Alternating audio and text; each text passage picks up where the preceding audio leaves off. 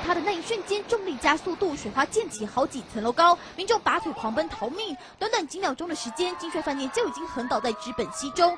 这一幕叫创办人谢老板情何以堪？所有的家当都在里面，钱庄啊我张工要看我的住客要多少在里面呢。什么东西都来不及带走，谢老板就连身上的衣服都是借来的。在台东温泉街矗立20年、屹立不摇的金帅饭店，竟像个玩具积木，一推就倒。从先前拍摄的画面来回顾，这栋6层楼红色建筑物就是金帅饭店。正前方有堤防，门外则是一条2线道的龙泉路，和纸本溪河床至少100公尺远的距离，却在大雨溪水冲刷下，路基地基都被掏空，瞬间崩毁，前后模样让人不胜唏嘘。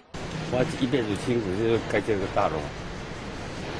实在很难形容啊！大家拍电影，心情当然非常痛苦。